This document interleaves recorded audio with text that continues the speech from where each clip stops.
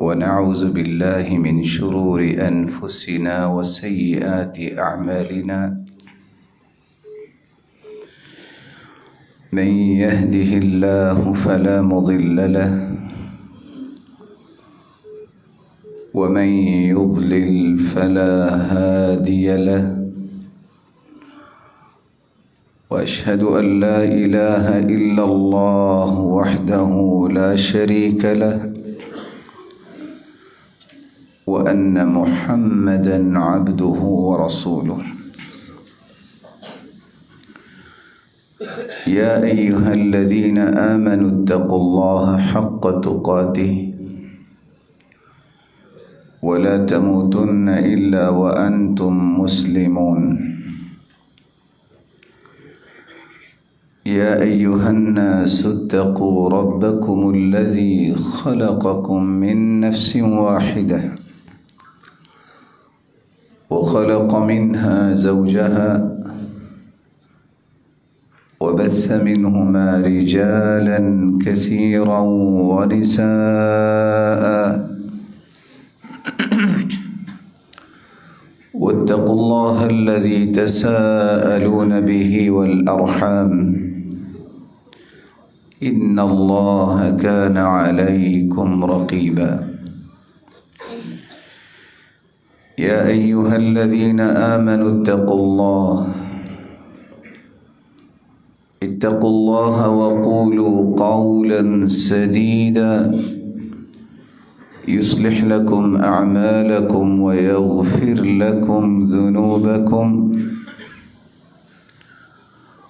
ومن يطع الله ورسوله فقد فاز فوزا عظيما أما بعد فأعوذ بالله من الشيطان الرجيم ظهر الفساد في البر والبحر بما كسبت أيدي الناس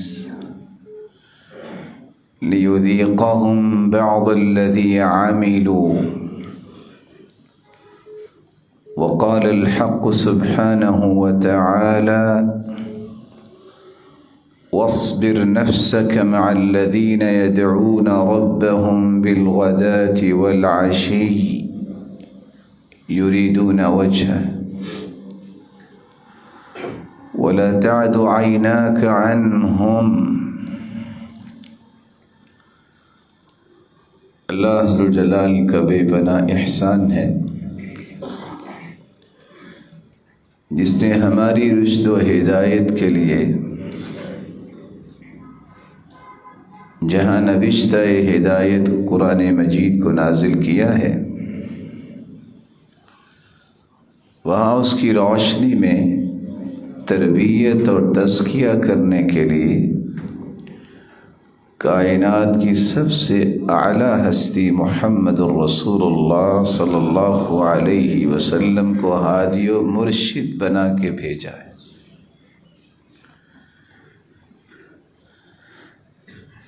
جب تک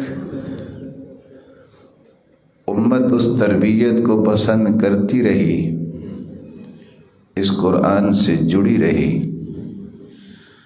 اللہ ذوالجلال نے اس امت کا مقام و مرتبہ، شان و شوکت دنیا کے چاروں کونوں تک ہر شخص کو دکھایا، اور جب سے قرآن و سنت سے اس امت نے منہ پھیر لیا، اس وقت سے پریشانیوں نے ڈیرے جما لیے۔ اس وقت غم یہ ہوتا تھا کہ ایک صحابی آ کے سوال کرتے ہیں اسألک عن کلمۃ قد امرضتنی واسقمتنی واحزنتنی، اللہ کے پیارے پیغمبر میں ایسی بات کے بارے میں سوال کرنا چاہتا ہوں جس نے مجھے بیمار کر دیا ہے، جس نے مجھے غمگین کر رکھا ہے، ارحقتنی، مجھے توڑ دیا۔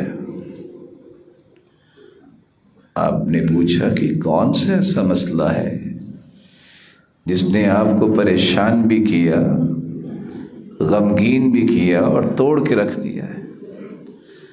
کہا صرف اتنا بتا دیجئے کہ میں جہنم سے کیسے بچ سکتا ہوں اور جنت میں کیسے جا سکتا ہوں۔ ایک غم وہ تھا، ایک غم آج یہ ہے کہ دنیا کے چاروں طرف دیکھیے، الا من رحم ربی، سوائے ان لوگوں کے جن پہ اللہ ذوالجلال کی رحمت کی برکھا برستی ہے، ان کا اللہ پر ایمان کامل ہے، یقین محکم ہے، ان کے سوا ہر شخص شکوے شکایت اور رونے دھونے میں اپنی زندگی کھپا رہا ہے۔ بلکہ یوں کہیے کہ سسکیاں لیتی ہوئی امت آج جو نظر آ رہی ہے، یہ نتیجہ ہے قرآن و سنت کی تعلیمات کو ہلکا سمجھنا، قرآن و سنت کی تعلیمات سے پیچھے ہٹنا، اور قرآن و سنت کے منہج کو بقیہ مناہج کے مقابلے میں کم تر سمجھنا۔ اس کا علاج کیا ہے؟ نظریات اپنے اپنے ہیں۔ کچھ لوگوں کا نظریہ یہ ہے کہ ریونیو جب تک نہیں ہوگا اس وقت تک مسلمانوں کو عزت نہیں ملے گی۔ اگر معیار یہی ہوتا زندگی کو بہتر کرنے کا اور آخرت میں کامیابی کا، تو سب سے بہترین تو معیار پھر قارون کا تھا، پیسہ تو اس کے پاس سب سے زیادہ تھا، لیکن اللہ ذوالجلال نے اسے عبرت بنایا۔ فخسفنا به وبداره الارض، اس کو بھی دھنسا دیا، اس کے خزانوں کو بھی دھنسا دیا، اور صرف اس کے خزانوں کی چابیاں اٹھانے کے لیے 10 لوگ ہوتے تھے۔ کسی نے یہ نظریہ پیش کیا کہ جب تک عہدہ اور منصب نہیں ہوگا حالات ٹھیک نہیں ہو سکتے۔ اگر عہدے اور منصب سے ہی دنیا کا سکون آتا تو سب سے زیادہ تو پرسکون دور فرعون کا ہونا چاہیے تھا، جو کہتا تھا انا ربکم الاعلی، نعوذ باللہ من ذالک، میں تمہارا رب ہوں بلند و بالا۔ لیکن اللہ ذوالجلال نے صرف اسے مارا نہیں ہے، بلکہ دنیا کے لیے عبرت بھی بنایا۔ کسی کا نظریہ یہ ہے کہ ووٹ بینک ہونا چاہیے، افرادی قوت ہونی چاہیے، میرے فالوورز زیادہ ہونے چاہیے۔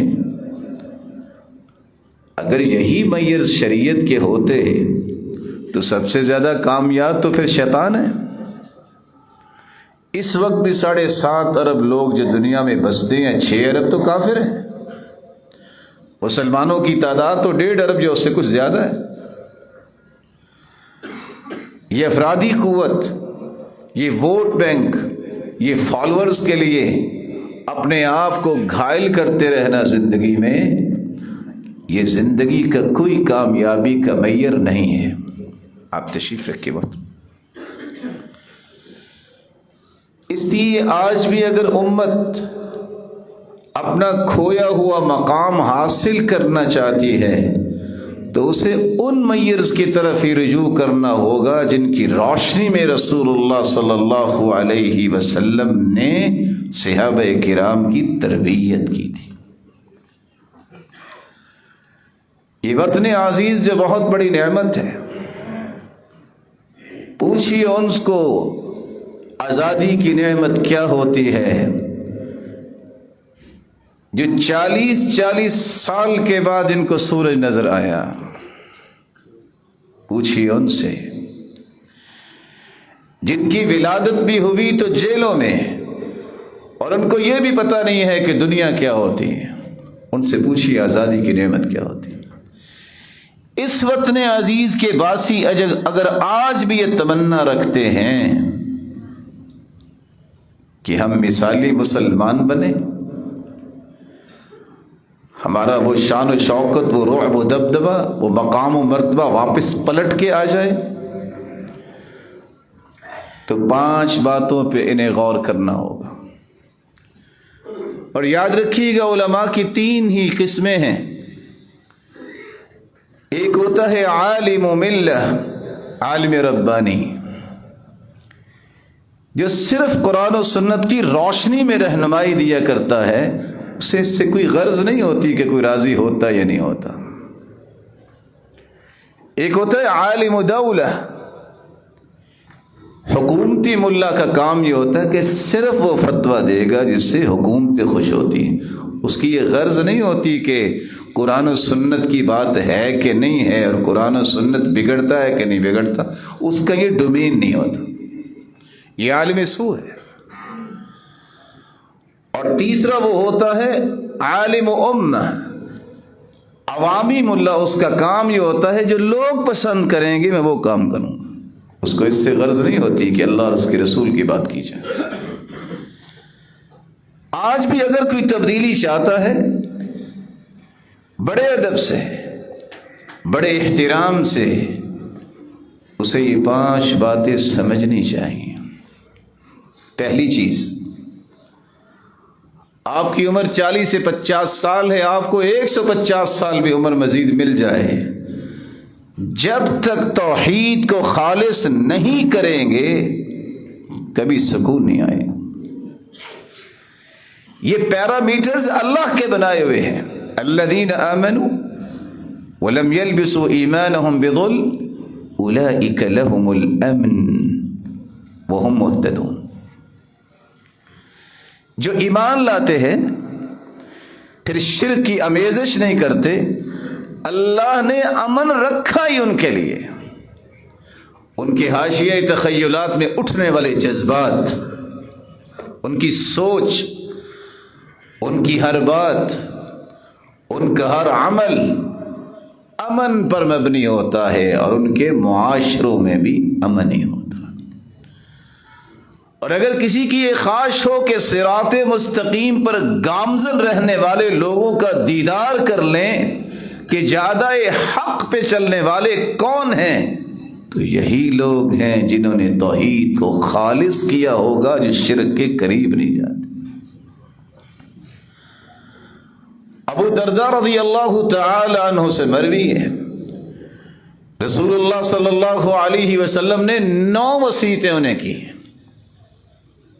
پہلی وصیت یہ تھی، لا تشرک باللہ شیئا وَإِن قُطِعْتَ أَوْ حُرِّقْتَ، میرے صحابی شرک نہ کرنا، تیرے ٹکڑے کر دیے جائیں، تجھے آگ میں جلا کے راکھ بنا دیا جائے، شرک نہ کر۔ جہاں ہر 5 کلومیٹر کے فاصلے پہ شرک ہو رہا ہو، وہاں کے رہنے والے یہ تمنا رکھیں کہ یہ سکون مل جائے، خواب ہے، دیکھتے رہیں، یہ شرمندہ تعبیر نہیں ہو سکتا۔ اس کے لیے شرط یہ ہے کہ دھرتی کو شرک سے پاک کیا جائے اور توحید کو خالص کیا جائے۔ سلمان فارسی رضی اللہ تعالی عنہ کی روایت پہ ذرا غور کیجئے۔ جب 2 لوگ جا رہے تھے، صنم بت تھا، جب تک اس کے نام کا چڑھاوا نہیں چڑھاتے تھے گزرتا نہیں تھا۔ ایک نے کہا یہ نہیں ہو سکتا، نظر و نیاز صرف اللہ کے نام کی ہوتی۔ فقتلوا، اسے قتل کر دیا۔ دوسرے کو کہا قرب ولو ذبابا، خواہ مکھی ہی کیوں نہ ہو تم اس کا ہی چڑھاوا چڑھا دو۔ اس نے کہا مکھی ہے نا، چڑھاوا چڑھایا، چھوڑ دیا گیا۔ حدیث کیا بیان کرتی ہے؟ جو قتل ہو گیا وہ جنت میں گیا، جس نے مکھی کی کوئی قیمت نہیں سمجھی، مخلوق تو اللہ کی تھی، چھوڑ دیا گیا، لیکن اس گناہ کے بدلے جہنم میں چلا گیا۔ اگر مکھی کے نتیجے میں وہ جہنم میں گیا ہے، جو 10 من دودھ جو بھجوانے والے ہیں فلاں اور فلاں جگہ پہ، ان بیچاروں کا کیا بنے گا؟ جو 1.5 لاکھ اور 5 لاکھ کی چادریں لے کے جاتے ہیں، ان کا کیا بنے گا؟ آپ کو صرف غصہ آتا ہوگا۔ میں آپ کا بھائی یہ کہنا چاہتا ہوں، مجھے ترس بھی آتا ہے۔ اللہ نے عقل دی ہے، اللہ اس کو صحیح استعمال کرنے کی توفیق عطا فرمائے۔ توحید کے بغیر یہ خواب شرمندہ تعبیر نہیں ہو سکتا۔ شاید کہ کسی نے اکیلے بیٹھ کے سوچا ہو، یہ بیچارے کمزور لوگ، ارض حجاز کے لوگ، ان کی تاریخ پڑھ کے دیکھیے، آج تو بڑی باتیں کرتے ہیں۔ ان کو پاکستان سے مدارس کے لیے ڈونیشن جایا کرتے تھے۔ یا رب، ان کو اللہ نے یہ طاقت اور یہ کمال کی چیزیں دی ہیں تو صرف اس لیے کہ انہوں نے توحید کو خالص کیا۔ اس سے پہلے تو پیٹرول نہیں تھا۔ دوسری چیز، اگر آپ اپنی زندگی کے یہ خواہشات پوری کرنی چاہتے ہیں کہ مقام و مرتبہ مسلمانوں کا ہو، تو دوسرا کام یہ کیجیے، جب تک آپ زندگی کے ہر زاویے کو سنت کے مطابق نہیں کرتے، یہ خواب بھی آپ کا شرمندہ تعبیر نہیں ہو سکتا، کیونکہ اللہ کے رسول صلی اللہ علیہ وسلم نے فرمایا تھا، من عمل عملا لیس علیہ امرنا فہو رد۔ جو بھی کوئی عمل کرتا ہے اور وہ ہمارے عمل کے موافق نہیں ہے، وہ مردود ہے۔ اور ساتھ یہ وعید سنائی تھی، وَجُعِلَ الذُّلُّ وَالصَّغَارُ عَلَى مَنْ خَالَفَ أَمْرِي، جس نے میری مخالفت کی، ذلت اور رسوائی اس قوم پہ ڈال دی جائے گی۔ دیانت داری سے سوچئے، میری عبادات، میری تجارت، میری معیشت، میری معاشرت، میری سیاست، کیا یہ اللہ کے رسول صلی اللہ علیہ وسلم کے طریقے کے مطابق ہے؟ میں علم کا دعویٰ بھی کروں، میں عبادت بھی کروں، لیکن میری عبادت میں اللہ کے رسول کے طریقے کا رنگ اور روئی نہ ہو، یہ قبول کیسے ہوگا؟ کہ صحابہ کرام تجارت نہیں کرتے تھے؟ کیا انہوں نے سیاست نہیں کی؟ انہوں نے تجارت کی۔ اٹلی سے لوگ چلتے کہتے، ملنا ہے تو عثمان بن عفان کو ملنا ہے، عبد الرحمن بن عوف کو ملنا ہے۔ یہ لوگ دھوکہ کھا تو لیتے ہیں لیکن دھوکہ دیتے نہیں ہیں۔ یہ لوگ جھوٹ نہیں بولتے ہیں۔ ان لوگوں جیسا سامان کسی کے پاس نہیں ہوگا۔ یہ ذو المجاز کی منڈیاں جو ہے، ان میں نام اگر گھومتا تھا تو عثمان اور عبد الرحمن ابن عوف کا ڈھونڈتا۔ یہ آپ تنزانیہ سے لے کے پوری پٹی جو 21 ممالک کی ہے، ان کی ہسٹری کو کھولیے۔ کون گیا ہے اسلام کی دعوت دینے؟ کون گیا ہے درس دینے؟ وہ لوگ پوچھتے، مسلمان تاجر تجارت کے لیے گئے، بھئی آپ جھوٹ کیوں نہیں بولتے؟ کہتے بھائی مسلمان ہے، مسلمان جھوٹ نہیں بولا کرتا۔ بھئی آپ لڑائی نہیں کرتے؟ کہتے نہیں، ہمیں سکھایا گیا ہے لڑائی نہیں کرتے ہوتے۔ آپ دھوکہ نہیں دیتے؟ نہ دھوکہ جو نا، یہ ہمارے اسلام میں منع ہے، حرام ہے۔ یہ سارے کے سارے ممالک اسی وجہ سے مسلمان ہو گئے، مسلمانوں کے رویوں کو دیکھ کر۔ سیاست تو بنی اسرائیل کے لوگ بھی کرتے تھے، کانت انبیاء بنی اسرائیل تسوسہم، انبیاء جو ہے بنی اسرائیل کے سارے سیاست کرتے تھے، لیکن سیاست کا مطلب تھا حسن تدبیر، حسن انتظام، مانیٹرنگ کرنا، کہاں غلطی ہے اس کی اصلاح کرنا۔ آج کل کی سیاست کی میں بات نہیں کر رہا، یہ ہے سوز سے۔ سوز کا مطلب ہے کیڑے نکالنا، گالی دینا، الزام لگانا، لیگ پولنگ کرنا اور پیسہ ضائع کرنا، گالیاں دینا۔ اس کا دین کی سیاست سے کوئی تعلق نہیں ہے۔ تو جب تک سنت کے مطابق میری عبادت اور معیشت اور معاشرت اور سیاست، بلکہ زندگی کا ہر زاویہ سنت کے مطابق نہیں ہوگا، ذلت اور رسوائی سے بھی نہیں بچ سکتے، اور نہ ہی یہ خواہش پوری ہو سکتی ہے کہ وہ شان و شوکت نظر آئے۔ پھر آپ صرف دشمن کی تعریف ہی کر سکتے ہیں، جیسے آج مسلمان کرتے نظر آتے ہیں۔ جس کو یورپ جانا مل جائے تو جو ہی لینڈ کرتا ہے پاکستان تو سب سے پہلے وہ امریکہ اور یورپ کے فضائل کی بات کرتا ہے، اس کو کوئی اور چیز یاد نہیں رہتی۔ کاش کسی نے رونا ہے تو ان مسکینوں کے ایمان پہ رو لے، جو کافروں سے متاثر ہوتا ہے، جو مومنوں سے متاثر نہیں ہوتا۔ تیسرا کام جس سے آپ کی یہ خواب پوری ہو سکتی ہے، جب تک آپ فرائض کی پابندی نہیں کرتے تو آپ یہ بھول جائیں کہ اللہ کی مدد نازل ہوگی۔ آپ سنت تو یہ ہے نا کہ ہاتھ ملا کے آپ دعا کریں، آپ اتنے بھی ہاتھ کھول لیں کچھ نہیں ہوگا۔ یہ اپنا ذوق ہے نا آپ کا، کیونکہ ہم نے جو دیکھا اس کو کرنے کی کوشش کرتے ہیں، یہ نہیں دیکھتے کہ محمد مصطفیٰ نے کیا کیا ہے۔ میں آج کہاں سے وہ ڈھونڈ کے لاؤں ابن سماع جو کہتے تھے کہ 40 سال ہو گئے میں نے کوئی نماز جماعت کے بغیر نہیں پڑھی۔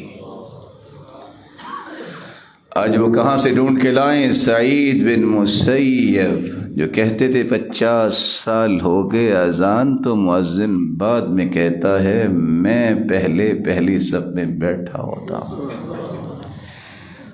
وہ کہاں سے ڈھونڈ لائیں؟ سلیمان ابن مہران الاعمش جو کہتے ہیں لم تفتنی التکبیرۃ الاولی منذ 70 سنہ، 70 سال ہو گئے میری تکبیر اولا فوت نہیں ہوئی۔ یہ میں کیوں کہہ رہا ہوں؟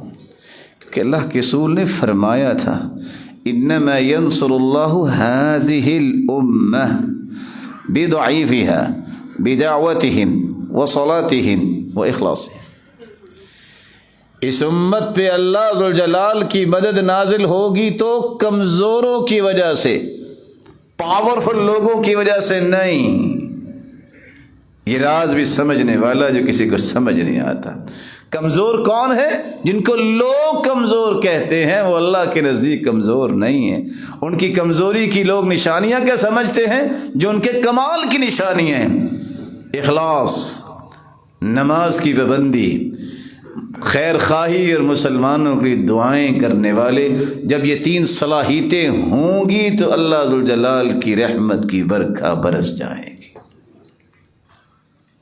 آج نماز کے بعد فرائض میں سے یہ بات کسی کو سمجھ ہی نہیں رہی کہ ایسا علم سیکھنا بھی فرض ہے جس کے بغیر نہ دنیا میں گزارا ہے، نہ قبر میں گزارا ہے، نہ حشر میں گزارا ہے، اور کوئی بھی اس کے بارے میں دلیل نہیں سنی جائے گی۔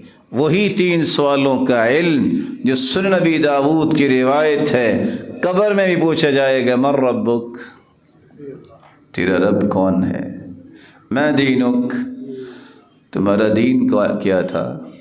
ماذا تقول فی هذا الرجل الذي بعث فیکم، اس ہستی کے بارے میں کیا جانتے ہو جو مبعوث کی گئی؟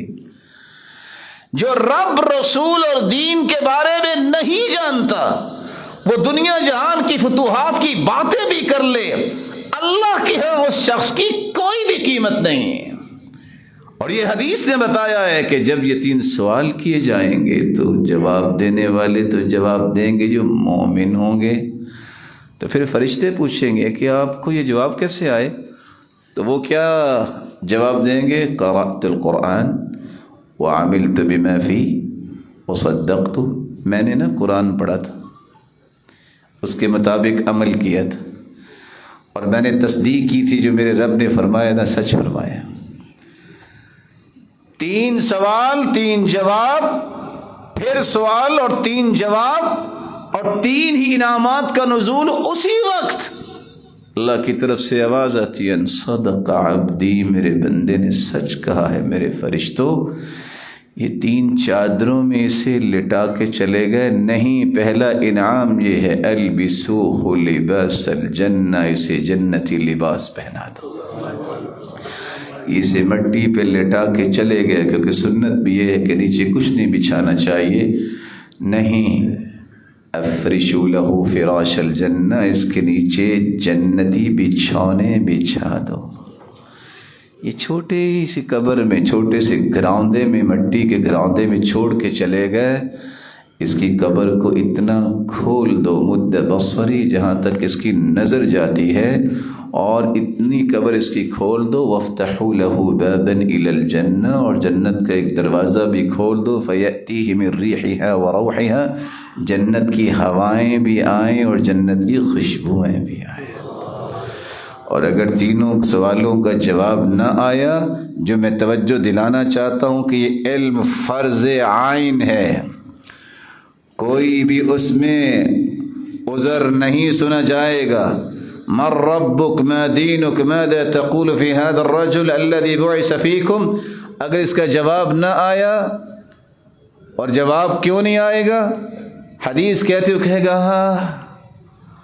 ہاں لا ادری، مجھے نہیں پتا۔ یہ ہاں کیوں کہے گا؟ کأنہ یتذکر شیئا ولم یذکر، سوچے گا یہ سنا تو تھا، مولوی لوگ کہتے تو تھے لیکن یاد نہیں آئے گا۔ دوسری روایت میں آتا ہے کہے گا اقول کما یقول الناس، میں لائی لگ تھا، جیسے لوگ کہتے تھے ویسے ہی کہتا تھا۔ نتیجہ کیا نکلے گا؟ آواز آئے گی، پہلے فرشتے کہیں گے لا دریت ولا تلیت، نہ تو نے قرآن پڑھا نہ تمہیں سمجھ آئی۔ اللہ فرمائے کہ ان کذب عبدی، جھوٹ بول رہا ہے یہ بندہ میرا۔ نتیجہ کیا نکلے گا؟ یہ تین چادروں میں چھوڑ کے چلے گئے ہیں، یہ اس کے بھی لائق نہیں ہے، البسوہ لباس النار، آگ کا لباس اسے پہنا دو۔ یہ مٹی تو ٹھنڈی ہے، یہ اس پہ لٹا کے چلے گا، یہ اس کا بھی مستحق نہیں ہے۔ افرشوا لہ فراش النار، اس کے نیچے جہنم کے کوئلے بچھا دو۔ فَيُضَيَّقُ عَلَيْهِ قَبْرُ حَتَّى تَخْتَلِفَ أَضْلَاعُهُ، قبر کو تنگ کیا جائے گا یہاں تک کہ اس کی ہڈیاں ایک دوسرے کے اندر چلی جائیں گی، اور پھر قیامت تک سزاؤں کا سلسلہ شروع ہو جائے گا۔ فَيُضْرَبُ بِمَطَارِقَ مِنْ حَدِيدِ ضَرْبَةٍ بَيْنَ أُذُنَيْهِ، یہاں سائنس پڑھنے والے بھی بیٹھے ہوں گے کہ آج بتانے والے بتاتے کہ میموری کارڈ انسان کا یہاں ہے۔ 1400 سال پہلے اللہ کے رسول نے بتایا دو کانوں کے درمیان مطرقہ ہتھوڑے سے وار کریں گے فرشتے کہ پوری دنیا اکٹھی ہو جائے اس کو اٹھا نہیں سکتی۔ لو ضرب بها جبل لكان ترابا، اگر وہ کسی پہاڑ پہ مار دیا جائے تو پہاڑ مٹی بن جائے، ریزہ ریزہ ہو۔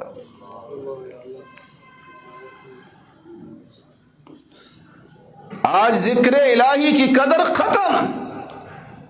دنیا کی بڑی سے بڑی انزائٹی اور ڈپریشن کا شکار انسان ذرا اپنی زبان پہ اللہ کا ذکر لے کے تو آئے، پھر ذرا چیک کرے کہ ڈاکٹرز کی دوائیوں میں زیادہ اثر ہے کہ رب تعالیٰ کے نام اور رب تعالیٰ کے ذکر میں زیادہ اثر ہے۔ دعاؤں کے لیے 2-2 گھنٹے بیٹھنے والوں کو یاد کیوں نہیں؟ جو درود نہیں پڑھتا اس کی دعا قبول ہونا تو دور کی بات، وہ آسمان تک پہنچتی ہی نہیں ہے۔ اور اللہ کے رسول نے فرمایا تھا جو درود پڑھنا بھول گیا سمجھ لو وہ جنت کا خطی طریق الجنہ، وہ جنت کا راستہ ہی بھول گیا۔ یہ 5ویں ذمہ داری تھی، دعوت کا کام کرنا۔ کوئی بھولا ہوا اسے ادب سے، احترام سے، نرمی سے، اخلاق سے سکھانا، پڑھانا، سمجھانا، ختم۔ یہ ناراض نہ ہو جائے، یہ ناراض نہ ہو جائے، اچھا رب ناراض ہو جائے، یار ناراض نہ ہو۔ لَتَأْمُرُنَّ بِالْمَعْرُوفِ وَلَتَنْهَوُنَّ عَنِ الْمُنْكَرِ أَوْ لَيُوشِكَنَّ اللَّهُ أَنْ يَبْعَثَ عَلَيْكُمْ عِقَابًا مِّنْهُ ثُمَّ لَتَدْعُنَّهُ فَلَا يُسْتَجَابُ لَكُمْ، تم نیکی کا حکم کیا کرو، برائی سے منع کیا کرو۔ اگر تم نے یہ دونوں کام چھوڑ دیے نا تو ایسا عذاب تم پہ مسلط کیا جائے گا، پھر تم دعائیں بھی کرو گے لیکن تمہاری دعاؤں کو قبول نہیں کیا جائے گا۔ اخلاص، توحید، سنت کے مطابق زندگی کو بنانا، فرائض کی پابندی کرنا، اور چوتھا کام اس کو ذرا غور سے سنیے گا، یہ میرا اور آپ کا مسئلہ ہے۔ جب تک دل و دماغ اور زبان اور عمل کو آپ صاف ستھرا نہیں کرتے، کن باتوں سے؟ اللہ ذوالجلال کے متعلق شبہات سے، سرور کائنات کے متعلق شبہات سے، قرآن مجید کے متعلق شبہات سے، مسلمانوں کے بارے میں بغض اور حسد اور کینے اور تعصب سے، اور اسلام اور مسلمانوں کے بارے میں شبہات سے۔ جب تک آپ اپنے دل و دماغ کو صاف نہیں کریں گے، یہ دل و دماغ اللہ کو پسند ہی نہیں آئے گا۔ آج لوگ کہتے ہیں جی کیا کریں، بیٹا بس کورس ہی کر رہا تھا، تو آج کل نا اسے بڑے برے خیال آتے ہیں اللہ کے بارے میں۔ تعجب کی بات ہے، 24 گھنٹے مسجد میں رہنے والوں کو تو ہم صحابی نہ بنا سکے، جو بلد کفر میں جا کے ملحدین کے ساتھ کھانے کھائے اور دنیا کی جھوٹی ڈگریوں کے لیے اپنی اولاد کو ذبح کر دے، وہ صحابی بن کے آئے گا؟ کبھی کسی نے سوچا ہے؟ سرور کائنات نے 1400 سال پہلے یہ بات سمجھائی تھی کہ اگر کبھی اللہ کے بارے میں کوئی سوچ آ جائے تو 7 کام کیجئے گا۔ کوئی اللہ ذوالجلال کے بارے میں فیلنگز ہوتی ہیں کہ یہ کیا، آپ صلی اللہ علیہ وسلم نے فرمایا سب سے پہلے یہ کرو، اعوذ باللہ من الشیطان الرجیم، فلیستعذ باللہ۔ اور دوسرا کام ولینتہی، صحیح بخاری اور مسلم کی روایت ہے، سوچنا بند کر دو، وہاں سے اٹھو، مجلس چینج کرو۔ جہاں 2 گھنٹے دانش گاہیں، علم گاہیں، کالجز اور یونیورسٹی سمجھی جاتی ہیں، اور تھی جہاں 2 گھنٹے ملحدین بحث یہ سکھائیں کہ اللہ نہیں ہے، نعوذ باللہ من ذالک، وہاں کیسے دین آئے گا؟ حکم یہ ہے کہ سوچ آئے، اعوذ باللہ من الشیطان الرجیم، خاموش ہو جاؤ۔ تیسرا کام، ثم لیدفل عن یسارہ ثلاثا، سنن نبی داود کی روایت ہے، فوراً لیفٹ سائڈ پہ اپنے چہرے کو موڑو اور 3 مرتبہ تھتکار دو۔ چوتھا کام، صحیح ابن حبان کی روایت ہے، فوراً کہو آمنت باللہ ورسولہ، میں اللہ اور اس کے رسول پر ایمان لایا۔ پانچواں کام، فوراً کہو جیسا کہ سنن نبی داود کی روایت ہے، اللہ احد اللہ الصمد لم یلد ولم یولد ولم یکن لہ کفوا احد۔ چھٹا کام، فوراً اس مجلس سے اٹھ جاؤ۔ اور 7واں کام، سرزنش کرو جو ایسی باتیں کر رہا ہے۔ صحیح مسلم کی روایت ہے، دیہاتی آئے اور آ کے سوال کرتے ابو ہریرہ سے، اچھا یہ زمین و آسمان تو اللہ نے پیدا کی، تو اللہ کو کس نے پیدا کیا؟ تو سیدنا ابو ہریرہ فرماتے اٹھو یہاں سے، فَأَخَذَ حَصًا بِكَفِّهِ فَرَمَاهُمْ، کنکریاں پکڑی اور انہیں مارا ان کو، اور کہا اٹھو، صدق خلیلی، اللہ کے رسول نے سچ فرمایا تھا، ایک وقت آئے گا شیطان وسع ڈالے گا، پوچھے گا من خلق السماء، کس نے آسمان کو بنایا؟ بندہ کہے گا اللہ نے۔ من خلق الارض، کس نے زمین کو بنایا؟ بندہ کہے گا اللہ نے۔ کرتے کرتے کہے گا من خلق ربک، تیرے رب کو کس نے بنایا؟ مجلس سے اٹھ جاؤ اور یہ 7 کام کرو۔ جب تک آپ شبہات سے اپنے دل و دماغ کو صاف نہیں کرتے، یہ دل و دماغ اللہ کو پسند نہیں آئے گا، تو اس میں برکت کیسے آئے گی؟ جو نبی کے بارے میں شبہات ہیں، کہتے ہیں پھر کیا ہوا؟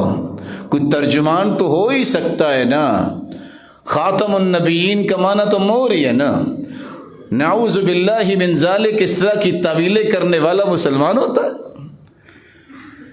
جس کی ختم نبوت کو اللہ ذوالجلال نے پوری کائنات کو پیدا کرنے سے پہلے اقرار کروایا، قیامت کے دن تمام انبیاء سے اقرار کروائیں گے، اور پھر قبر میں یہ سوال ہوگا کہ بتاؤ اس ہستی کے بارے میں تمہارا نظریہ کیا ہے، اور پوری کائنات اکٹھی ہو کے آئے گی، یا انت انت یا رسول اللہ خاتم النبیین، آپ ہے خاتم النبیین، کوئی بھی ہماری بات نہیں سن رہا، یہ آپ ہی سفارش کر سکتے ہیں۔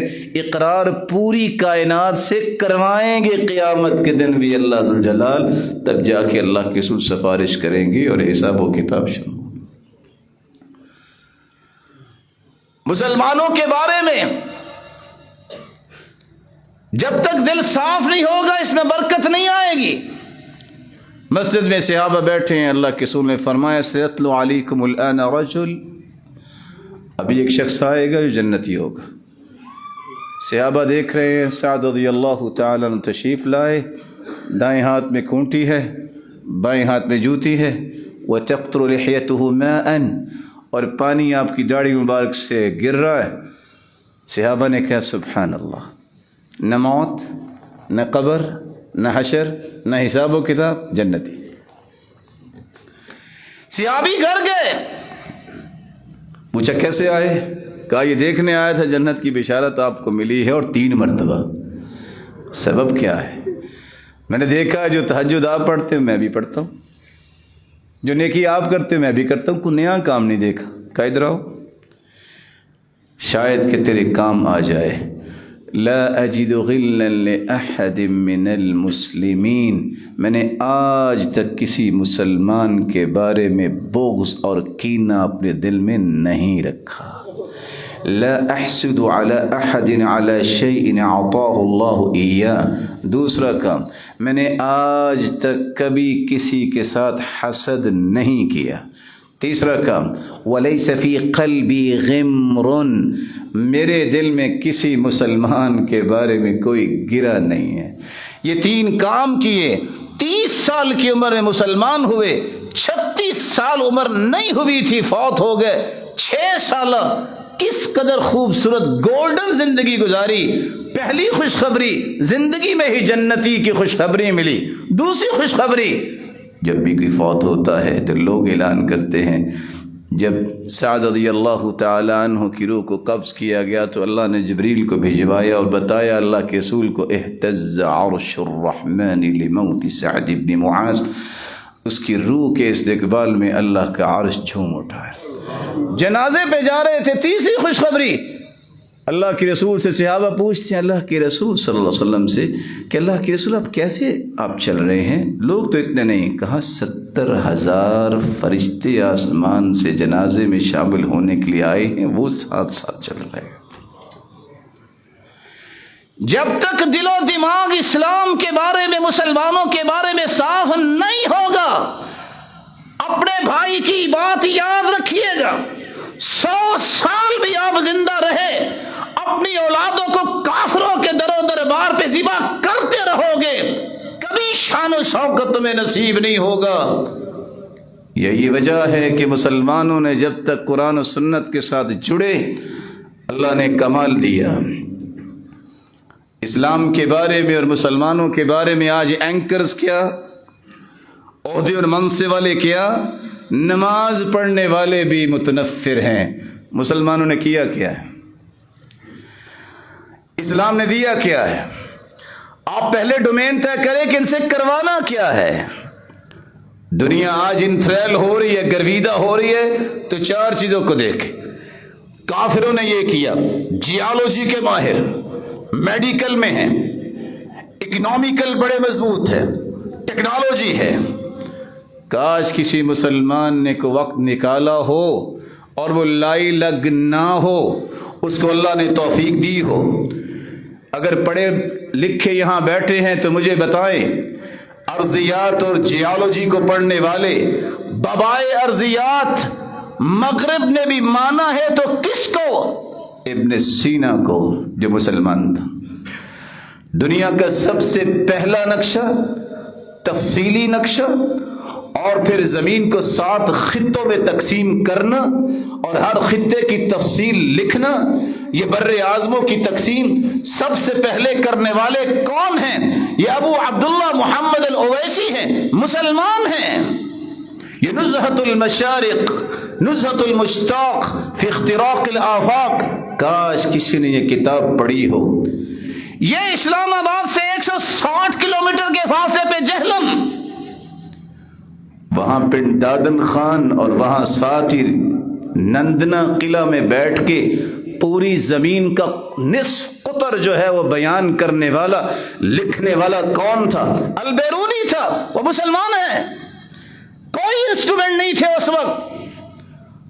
آج سائنس کلا بازیاں لگانے کے باوجود بھی یہ طے کر سکی ہے کہ وہ 6338 نہیں ہے، 6353 ہے، اور اس پہ بھی اتفاق نہیں ہے۔ صرف 15 کلومیٹر کا فرق جو ایک قلعے میں بیٹھ کے اس نے حساب کر کے دے دیا، مسلمان تھا۔ 150 کتابیں ریاضی میں لکھنے والا کون ہے؟ میتھ کا وہ کمانڈر البیرونی ہے۔ کون تھا؟ مسلمان ہے۔ زمین پر آنے والے زلزلوں کی سب سے پہلے سائنسی وجوہات بیان کرنے والا کون تھا؟ ابن سینا تھا، جو مسلمان ہے۔ روشنی کی رفتار کا آواز کی رفتار سے تیز ہونے کے انکشاف سب سے پہلے کس نے کیا؟ البیرونی نے، جو مسلمان تھا۔ دنیا کو زمین، چاند، سیاروں کی حرکات اور خصوصیات سے روشناس کروانے والا اور قلم چلانے والا سب سے پہلا کون تھا؟ البیرونی تھا، جو مسلمان تھا۔ سیاروں کی حرکات کا درست تعین کرنے والا سب سے پہلے کون تھا؟ وہ نصیر الدین طوسی تھا، مسلمان تھا۔ دنیا میں کس ثقل کو درست پیمائش متعارف کروانے والا سب سے پہلے کون تھا؟ عمر خیام تھا، جو مسلمان تھا۔ زمین میں سونے اور چاندی اور جواہرات کی مائنز پہ انسائکلوپیڈیا لکھنے والا دنیا کا چکر لگا کے وہ مسعودی تھا، جس نے 30 سے زائد کتابیں لکھی کہ کس ملک کے کس کنارے میں، کس کونے میں کون کون سی مائنز ہیں۔ یہ تو بیچارے بچے ہیں کافر، ان کو کیا پتا کہ مائنز کہاں کہاں ہیں۔ انہوں نے یہ کتابیں پڑھی ہو تو ہو، اور افسوس اس بات کا ہے جو ان کافروں کے پٹھو ہیں جو کہتے ہیں یہ سب کچھ کافروں نے کیا ہے۔ علم اعداد اور جدید ریاضی کی بنیاد رکھنے والا کون تھا؟ یعقوب کندی تھا، جو مسلمان ہے۔ الجبرا کا موجد کس کو کہا جاتا ہے؟ خبوسہ خوارزمی کو، اور وہ مسلمان ہے۔ حیرانگی کی بات ہے، سب سے پہلے مثلثاتی اصول اور مثلثاتی جدولیں تیار کیا۔ یہ ٹینک کیسے گولا پھینکے گا، اس وقت منجنیق ہوتی تھی، کہاں ہم فائر کریں گے، یہ زاویے 90 کا، 180 کے زاویے، یہ ساری مثلثات طے کرنے والا سب سے پہلے غیاث الدین جمشید تھا، جو مسلمان تھا۔ آج جب کوئی کافر کہتا ہے کہ سر جیمز نے یہ کہا ہے کہ زمین کی پلیٹیں ہیں، اس کو کیا پتہ زمین کیا ہے؟ قرآن نے 1400 سال پہلے کہا ہے وَفِي الْأَرْضِ قِطَعٌ مُتَجَاوِرَاتٌ، زمین کو اللہ نے اسی طرح پلیٹوں کے ساتھ بنایا ہے۔ آج ایک اٹھ کے کہتا ہے کہ فلاں نے کہا ہے کہ زمین تو سکڑ رہی ہے۔ ارے تم نے قرآن پڑھا ہو، تمہیں پتہ ہو، اولم یروا انا نأتی الارض ننقصها من اطرافها، ان قریب وقت آئے گا کہ تم دیکھو گے کہ زمین اپنے کناروں سے سکڑنا شروع ہو جائے گی۔ تو 1400 سال پہلے قرآن نے بیان کر دی۔ میڈیکل کا نام لے کے اچھلنے والے ذرا یہ بات ذرا غور سے سنیں۔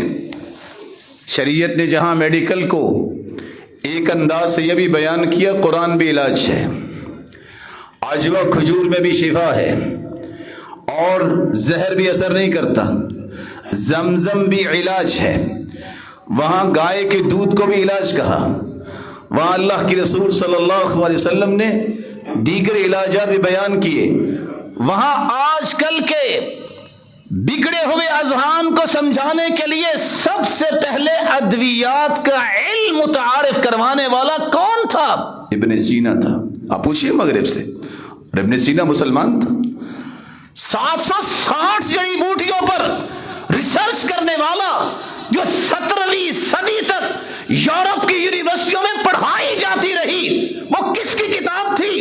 ابن سینا کی، جو کہ مسلمان تھا، کیونکہ آپ نے وہی کام شروع کر دیا جو اس وقت بغداد میں مسلمانوں نے کیا تھا، اتحاد اتفاق کو پارا پارا کیا، ایک دوسرے کے گریبان پکڑے، دشمن نے حملہ کیا، جتنی یہ قیمتی کتابیں تھی وہ اپنے پاس لے گئے، باقی پورا علمی خزانہ دجلہ کے سپرد کر دیا۔ تاریخ لکھتی ہے 16 دن تک دجلہ کا پانی سیاہ رہا، کیونکہ سارا علمی خزانہ ڈبا دیا تھا۔ کاش کسی کو پتا ہو کہ سب سے پہلے یہ 100 سے زائد کتابیں لکھنے والا انسان صرف میڈیکل اور طب پہ یہ ابن سینا تھا اور وہ مسلمان تھا۔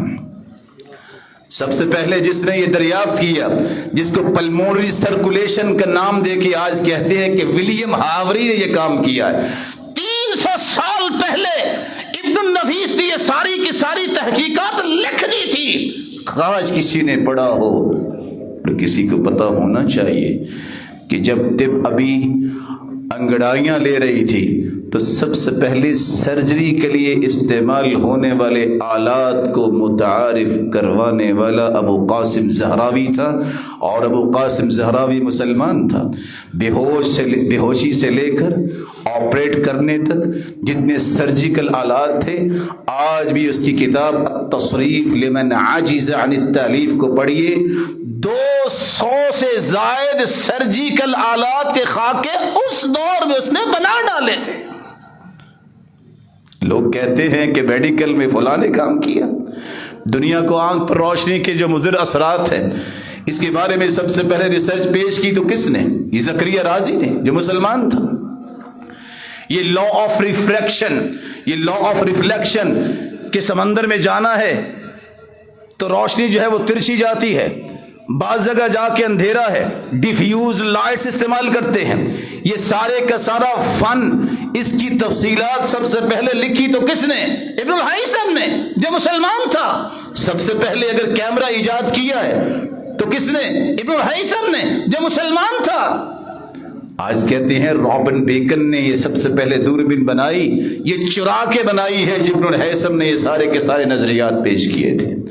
آج کسی کو یہ علم ہونا چاہیے، یہ ناک، آنکھ اور کان اور پتے کا آپریشن یہ سب سے پہلے اگر متعارف کروایا تھا تو ابو قاسم زہراوی نے کروایا تھا، جو مسلمان نے۔ وہ ابن بیطار تھا جس نے 1400 جڑی بوٹیوں کو اپنی ریسرچ کا محور بنایا اور کتاب الجامع لکھ کے یہ بتایا کہ کون سی بیماری، اس کی علامات کیا ہیں، اس کے اسباب کیا ہیں، اس کا علاج کیا ہے، یہ ساری کی ساری تفصیلات اس مسلمان نے بیان کی تھی۔ کسی کو شاید علم ہو 371 ہجری میں سب سے پہلا ہسپتال مسلمانوں نے بنایا بغداد میں، جس کے اندر یہ ساری چیزیں موجود تھیں۔ فارمیسی سب سے پہلے دنیا میں متعارف کروائی تو مسلمانوں نے۔ ابن سینا نے سب سے پہلے یہ ساری کی ساری تفصیلات پیش کی ہیں۔ آج کہتے ہیں کہ سائنس نے کہا ہے کہ ہر چیز جوڑا جوڑا ہے۔ ارے اللہ کے نیک بندوں، کبھی قرآن بھی پڑھا کرو۔ قرآن کہتا ہے سبحان الذی خلق الازواج کلھا، پاک ہے وہ ذات جس نے ہر چیز کو جوڑا جوڑا بنایا۔ 1400 سال پہلے اللہ نے فرما دی ہے۔ لوگ کہتے ہیں سائنس نے کہا ہے کہ پانی جو ہے نا بارش کا یہ میٹھا ہوتا ہے۔ تم نے قرآن پڑھا ہو، تمہیں پتہ ہو وَأَسْقَيْنَاكُمْ مَاءً فُرَاتًا، ہم تمہیں میٹھا پانی جو ہے وہ بارش کا پلاتے ہیں۔ اکنامک کو بہتر کرنے کے لیے، ریونیو کو بہتر کرنے کے لیے لوگ چھلانگے لگاتے ہیں، اکنامکس پڑھتے ہیں، نہ جانے کیا کیا، لیکن ان کو پتہ ہونا چاہیے سب سے پہلے کسی قوم کی بود و باش کو بہتر کرنے کے جو اصول جدید عمرانیات کا بانی سمجھا جاتا ہے تو ابن خلدون کو سمجھا جاتا ہے، جو ابن خلدون۔ اور آج بھی ٹیکس کے معاملے میں سب سے بہترین زاویے پیش کیے ہیں تو امام ابو یوسف نے، جو مسلمان تھے، امام غزالی نے، جو مسلمان تھے۔ یہ ٹیکنالوجی کی بات پیش کر کے مسلمانوں کے بھاشن جاڑنے والوں کو یاد رہنا چاہیے۔ قرآن کہتا ہے وَأَنزَلْنَا الْحَدِيدَ فِيهِ بَأْسٌ شَدِيدٌ وَمَنَافِعُ لِلنَّاسِ، لوہے کو ہم نے اتارا ہے، اس میں پروفٹ بھی ہے، پاور بھی ہے۔ یہ 1400 سال پہلے نازل کی۔ علم کیمیا کا بانی سمجھا جاتا ہے جابر بن حیان کو، جو مسلمان تھا۔ یہ میٹلز کو پگھلا کر فولاد تیار کرنا، یہ چمڑے کو رنگنا اور لوہے کو زنگ سے بچانا، اور دوا سازی کے لیے سلفیورک ایسڈ اور ہائیڈروکلورک، یہ سب سے پہلے کیمیکل ایجاد کرنے والا یہ کون تھا؟ جابر بن حیان تھا، جس نے 300 سے زائد کتابیں لکھی، مسلمان تھا۔ آپ کی پوری ٹیکسٹائل کھڑی ہے تو صرف اس بات پہ کھڑی ہے کہ رنگ کیسے دینا ہے۔ یہ میگنیز ڈائی آکسائڈ سب سے پہلے یہ کیمیکل بنایا تھا ابن سینا نے، جو مسلمان تھا۔ کاش کسی کو یاد ہو خودکار مشینوں کے ڈیزائن تو اس دور میں سب سے پہلے ابن ہیثم نے پیش کیے تھے۔ یہ نہری نظام کو بہتر کرنے کے لیے، اس کے بہاؤ کو ایک رخ دینے کے لیے، پانی کا بہاؤ، ڈیمز بنانے کا تصور سب سے پہلے دیا تھا تو ابن الہیثم نے، جو کہ مسلمان تھا۔ اور یاد رکھنا چاہیے اس بات کو کہ 50 سے زائد مشینوں کے ڈیزائن جو پانی پہ چلنے والی مشینیں تھی، سب سے پہلے ابن الجزری نے یہ تصور پیش کیا تھا، اور پانی پہ چلنے والی گھڑیاں سب سے پہلے مسلمانوں نے بنائی۔ یہ فاطمہ فہری ایک عورت ہی تھی جس کو وراثت سے مال ملا، جس نے جامع القزوین بنوائی، اور آج بھی دنیا میں اس کا نام ہے۔ اور آج لوگ کہتے ہیں کہ سائنس کہتی ہے کہ دنیا پہلے دھواں تھی۔ ان سائنسدانوں بیوقوفوں سے کہو کہ قرآن پڑھ کے ذرا دیکھے، قرآن کہتا ہے ثم استوى الى السماء وهي دخان، اللہ ذوالجلال نے زمین کو بنائی، پھر آسمان پر مستوی ہوئے اور وہ دھواں تھا۔ لوگ کہتے ہیں کہ سائنس نے کہا ہے کہ ہر چیز کو پانی سے بنایا گیا ہے، قرآن نے 1400 سال پہلے کہا وَجَعَلْنَا مِنَ الْمَاءِ كُلَّ شَيْءٍ حَيٍّ، ہر ایک جاندار کی زندگی ہم نے پانی کے ساتھ رکھی ہے۔ رسول اللہ صلی اللہ علیہ وآلہ وسلم کے صحابی معاویہ رضی اللہ تعالی عنہ کے دور میں سب سے پہلے بحری بیڑا بنایا گیا۔ سب سے پہلے جنگ کرنے والے سمندر کے اندر وہ مسلمان تھے، جن کے بارے میں صحیح بخاری کی روایت ہے کہ سب جنتی ہیں۔ وہ کون تھے؟ مسلمان تھے۔ اور جب مسلمانوں کی لڑائی ہوئی، یہ ساری کی ساری جو بوٹس آپ آج دیکھ رہے ہیں، اس دور میں صحابہ کرام اور تابعین اعظام نے ان ساری چیزوں کو دیکھا اور جنگیں کی اور فتح یاب ہوئے۔ مسلمانوں اور اسلام کے بارے میں اپنے سینے کو صاف کرو۔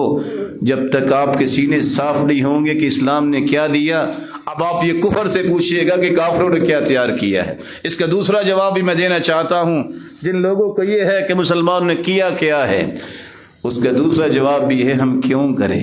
مسلمانوں نے تو تہجد پڑھنی ہوتی ہے، اشراق پڑھنی ہوتی ہے، چاش پڑھنی ہوتی ہے، تو اللہ نے ہمارے نوکر جو رکھے ہوئے ہیں کافر، وہ کریں اور مسلمانوں کو بچائیں اور یہ استعمال کریں گے۔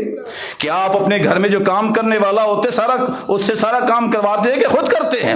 یہ میں کیوں کہہ رہا ہوں؟ قل من حرم زینۃ اللہ التي اخرج لعباده والطیبات من الرزق قل هي للذین آمنوا فی الحیاۃ الدنیا خالصۃ یوم القیامہ۔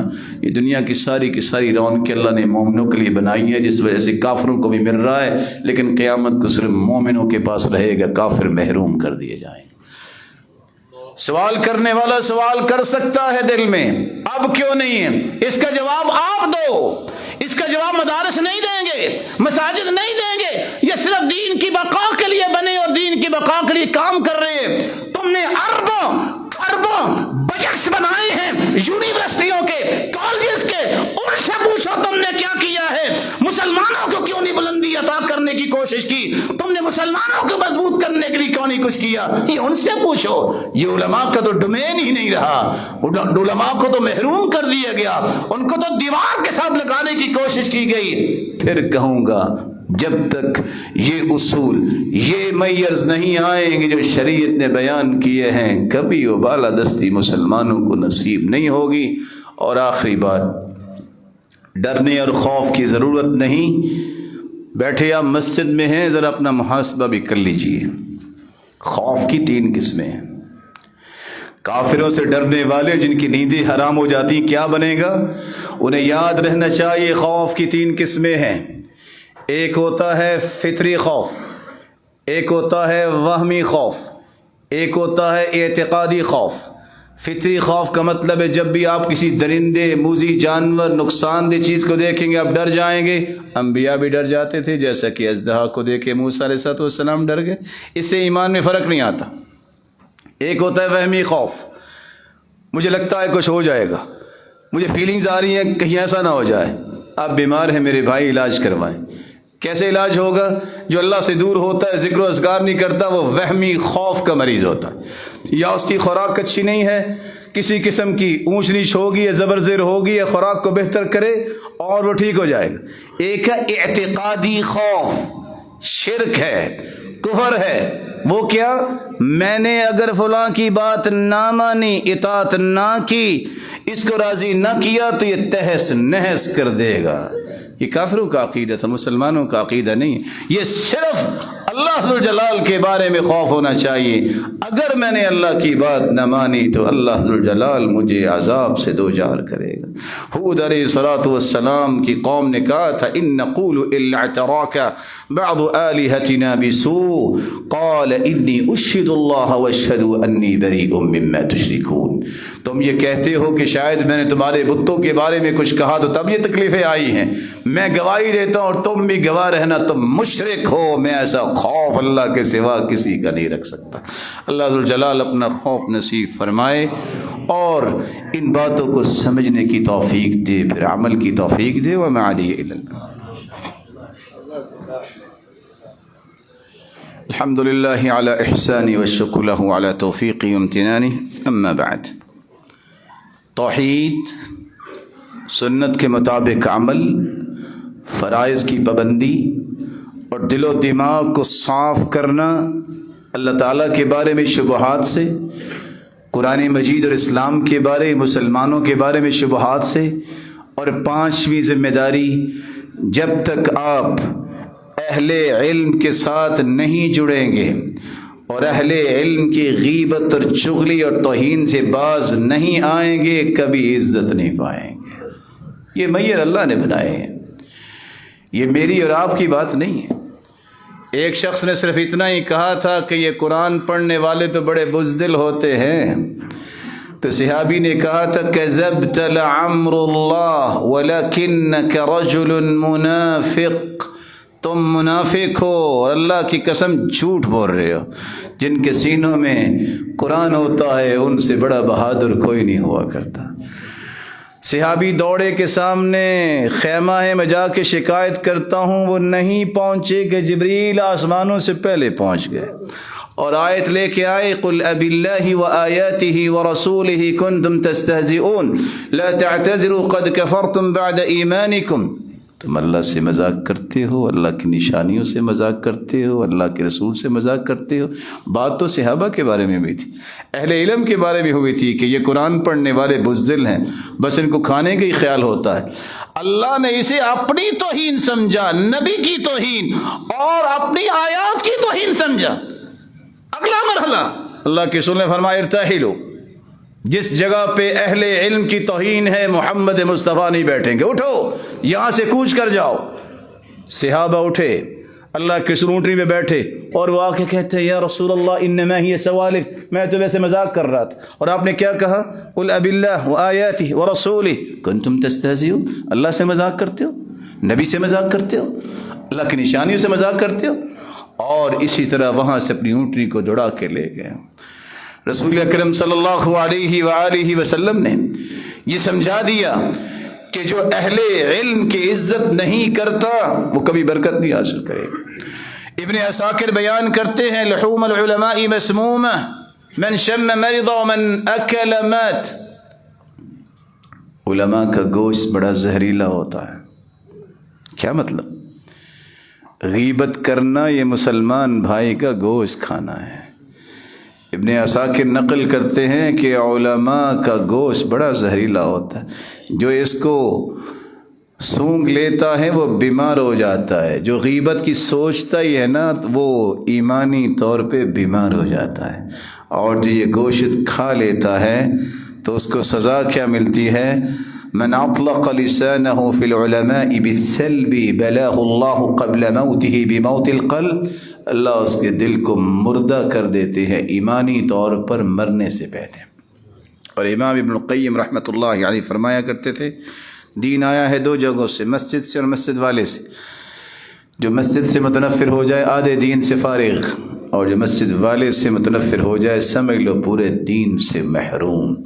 اور جو علماء کے بارے میں زبان کھولتا ہے پہلی سزا اس کی اولاد میں کوئی دیندار باقی نہیں رہے گا، کیونکہ اس نے اس مشن پہ ضرب لگانے کی کوشش کی جس کی بنیاد محمد مصطفیٰ نے رکھی تھی۔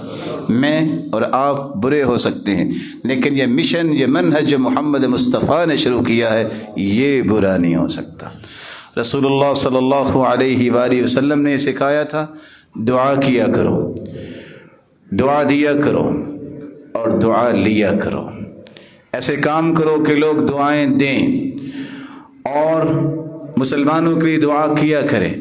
اور میں سب سے پہلے گزارش کروں گا کہ اپنی اولادوں کے لیے دعا کیا کریں، کیونکہ اب جو ماحول ہے وہ یہ بتا رہا ہے کہ اگلے 20 سے 25 سال بعد نہ جانے کس کی اولاد کس وقت مرتد ہونے کے لیے تیار ہو جائے گی، کیونکہ ماحول ایسا بن گیا۔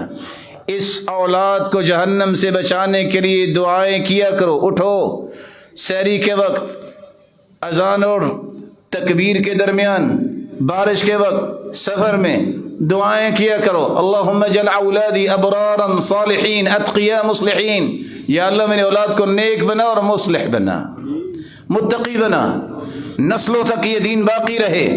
یہ بڑی غور کرنے والی بات ہے۔ اللہ کے رسول تو صحابہ کو دعائیں دیا کرتے، جو بھی ملتا دعا سے محروم نہ کرتے۔ صحابی آئے اللہ کے رسول صلی اللہ علیہ وسلم کے پاس، عمر رضی اللہ تعالی عنہ، کہا عمر یہ جو لباس پہنا نیا ہے کہ دھویا ہوا اتنا اجلا ہے؟ کہا اللہ کے رسول یہ دھویا ہوا ہے۔ کہا البس جدیدا وعش حمیدا ومت شہیدا، تم نیا ہی پہنو، زندہ رہو تو تعریف کیے گئے، تمہیں موت آئے تو شہادت کی۔ اللہ نے تینوں دعائیں قبول کر لیں۔ سیدنا عبداللہ ابن عباس کو دعا دی، صرف ادب کی وجہ سے پانی بھر کے رکھا کہ اللہ کے رسول صلی اللہ علیہ وسلم نے وضو کرنا ہے، آپ نے دعائیں دی۔ اللہم علمہ القرآن، یا اللہ اسے قرآن سکھا دے۔ اللہم علمہ الحکمہ، اللہ اسے حکمت و دانائی سکھا دے۔ اللہم علمہ التاویل، اللہ اسے مفسر بنا دے۔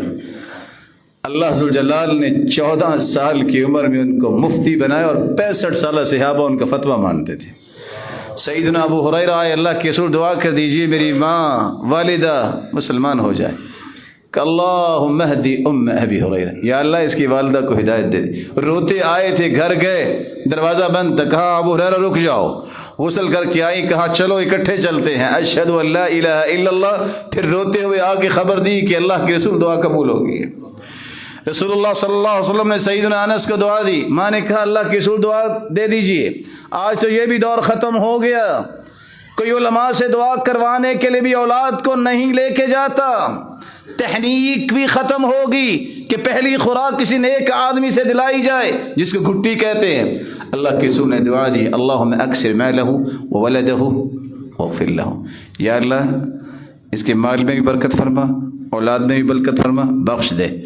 صحابی انس کہتے ہیں مدینے میں رہنے والے ہر شخص کے باغ 1 مرتبہ پھل دیتا تھا، اس دن کے بعد میرا باغ 2 مرتبہ پھل دیتا تھا۔ اللہ نے اولاد اتنی دی کہ حجاج کے زمانے میں میری 120 لوگ اولاد میں سے اور پوتے پوتی اور نواسے نواسے میں سے فوت ہو چکے ہیں اور میں ابھی زندہ ہوں۔ اور اللہ نے اتنی اولاد دی ہے کہ حتی استحییت علی نفسی، مجھے اپنے آپ سے شرم آنے لگی۔ اور اللہ کے رسول کے بارے میں فرماتے ہیں 2 دعائیں تو قبول ہو گئی ہیں، میرا رب قیامت کو 3ری دعا بھی ضرور قبول فرمائے گا کہ بخشا بھی جاؤں۔ رسول اللہ صلی اللہ علیہ وسلم کے صحابی جابر رضی اللہ تعالیٰ عنہ کے جب باپ شہید ہوئے تو اللہ کے رسول نے دل جوئی کرنے کے لیے ایک ہی رات میں 25 مرتبہ صحابی کی بخشش کی دعا کی۔ سیدنا عثمان رضی اللہ تعالی عنہ جن کے بارے میں 22 مرتبہ جنت کی بشارت دی، عشاء سے لے کر صبح تک ایک ہی دعا کرتے رہے، یا اللہ عثمان سے میں راضی، میرے مالک تو بھی راضی ہو جا۔ سیدنا علی کی بہت چھوٹی عمر تھی، کہا جاؤ فیصلہ کرو، کہا اللہ کے رسول میں نے تو کبھی فیصلہ کیا نہیں، کہ فرمایا ادھر آؤ، اللہم سدد لسانہ واہدی قلبہ، اے اللہ اس کی زبان میں بھی قوت دے اور اس کے دل کو بھی مضبوط بنا۔ سیدنا علی فرماتی ہیں اس دن کے بعد کبھی مجھے فیصلے میں پریشانی نہیں ہوئی۔ رسول اللہ صلی اللہ علیہ وآلہ وسلم نے سیدنا حسن و حسین کے لیے دعا کی جو جنت کے شہزادے ہیں۔ اللہ کے رسول کے پھول تھے. فرمایا اے اللہ میں ان سے محبت کرتا ہوں میرے مالک تو بھی ان سے محبت فرما, اور جو ان سے محبت کرے تو ان سے بھی محبت فرما. رسول اللہ صلی اللہ علیہ وسلم کے صحابی ابو ہریرہ آئے, کہتے اللہ کے رسول دعا کر دیجئے کہ ہر مسلمان کے دل میں میری اور میری والدہ کی محبت ہو, مومن کے دل میں, اور تمام مومنوں کی محبت میرے اور میری والدہ کے دل میں ہو. صحیح مسلم کی روایت ہے, اللہ کے رسول نے دعا کر دی. سیدنا ابو ہریرہ کہتے ہیں دنیا میں کوئی ایسا مومن نہیں جو میرے بارے میں سنے اور پھر محبت نہ کرے. یہ صحیح مسلم کی حدیث پڑھیے اور پڑھائیے ان بھائیوں کو جو آج بھی کہتے ہیں کہ ابو ہریرہ فقیر نہیں تھے, نعوذ باللہ ان کو سمجھ نہیں تھی, وہ مومن ہے کہ نہیں. سیدہ عائشہ رضی اللہ تعالی عنہ مومنوں کی ماں ہیں. جب ایک شخص نے آ کے کہا کہ فلاں تو آپ کے بارے میں برا کہتا ہے, کہا انا ام المؤمنین لست بام المنافقین, میں مومنوں کی ماں ہوں, منافقوں کی ماں نہیں ہوں. رسول اللہ صلی اللہ علیہ وآلہ وسلم کے صحابی کس خوبصورتی سے دعا لیتے ہیں. کہا اللہ کے رسول گھوڑے پہ بیٹھتا ہوں گر جاتا ہوں, کیا کروں؟ فرمایا ادھر آؤ, اللہم ثبتہ واجعلہ ہادیا مہدیا, اللہ اس کو مضبوط بنا, اس کو ہدایت یافتہ بنا. جریر بن عبداللہ البجلی کہتے ہیں پھر زندگی میں میں کبھی گھوڑے سے گرا نہیں ہوں. سیدنا معاویہ رضی اللہ تعالیٰ عنہ کو اللہ کے رسول نے دعا دی, اللہم علمہ الکتاب والحساب وقہ العذاب, اللہ اس کو حساب و کتاب کرنا سکھا, اس کو لکھنا سکھا اور اس کو عذاب سے بچا. اللہم اجعلہ ہادیا مہدیا واہد بہ, اللہ اسے ہدایت یافتہ بنا اور اس کے ذریعے ہدایت عطا فرما. رسول اللہ صلی اللہ علیہ وآلہ وسلم کے صحابی عمرو بن اخطب, پانی پیش کیا, بال تھا, شرمندہ ہو گئے, جلدی سے صاف کیا. اللہ کے رسول نے چھوٹی سی دعا دی لیکن کتنی مبارک, اللہم جمل ہو. بچے کی ادب کو دیکھ کے دعا دی, اللہم جمل ہو, یا اللہ اسے خوبصورت رکھنا. کہتے ہیں 93 سال میری عمر ہوگی, میرا ایک بال بھی داڑھی اور سر کا سفید نہیں ہوا. رسول اللہ صلی اللہ علیہ وآلہ وسلم نے یمن کے لیے دعا کی, یا اللہ ان کے دل میں ایمان کی محبت ڈال اور انہیں لے آ. اور الفاظ یہ تھے, اللہم اقبل بقلوبہم وبارک لنا فی صاعنا ومدنا. میں بھی دعا کروں گا, یا اللہ یہ اسلام اور مسلمانوں سے متنفر ہونے والے, اللہم اقبل بقلوبہم الی الایمان والمؤمنین, یا اللہ ان کے دلوں میں ایمان کی محبت پیدا فرما, یہ واپس مومنوں کی محبت میں آ جائیں اور کافروں کی محبت ان کے دل سے نکال دے. اللہ ذو الجلال جس طرح یہاں جمع ہیں ہم سب کو جنت الفردوس میں جمع فرمائے, اپنے محبوب کا ساتھ نصیب فرمائے اور اپنے دیدار کا مستحق بنائے. وآخر دعوانا الحمدللہ.